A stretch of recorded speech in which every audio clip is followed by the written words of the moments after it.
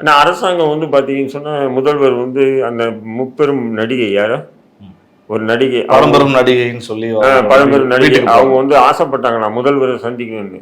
நீங்க வராதிங்கம்மா நானே வரமான்னு சொல்லிட்டு அம்மா கிட்ட போய் செய்தித்தாளில் பார்த்தோன்னு நேரா வீட்டுக்கு போயிட்டு சந்திக்கிறாரு. அப்போ ஒரு பத்திரிகையில முப்பெரும் நடிகை உங்களுக்கு பழக்கமா இருக்கலாம், உங்களுக்கு உங்க காலத்துடைய ரசிகர் நீங்க கூட இருக்கலாம். நீங்க அந்த நடிகையை பார்க்கறதுக்கு நீங்களாம் ஆர்வம் போற முதல்வர் சென்னையினுடைய நடுவில் இருக்கக்கூடிய மாநகராட்சி ஊழியர்கள் பணியாளர்கள் வந்து இவ்வளோ ஒரு போராட்டம் நடத்துறது உங்கள் காதுக்கு வரலையாச்சு. இங்கே வந்திருக்கணும் சார், அங்கே போறீங்க நடிகையை பார்க்க போறீங்க.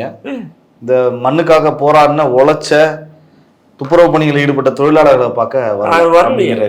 இதுலேருந்து எப்படி வந்து திராவிட மாடல் அரசு உங்களுக்கான அரசு என்னென்ன நம்முடன் கலைஞரா நம்முடன் ஸ்டாலினா ஏதோ ஒரு டைலாக்கு இதெல்லாம் எப்படி இது எப்படி நீங்கள் அந்த டைலாக் போட்டாங்க பேனர் வச்சு இது மட்டும் போதாது இல்லை, அதுக்குண்டான செயல்பாடுகள் இருந்தால் தான் வருகின்ற தேர்தலில் உங்களுக்கு அது ஓட்டுகளாக மாறும்.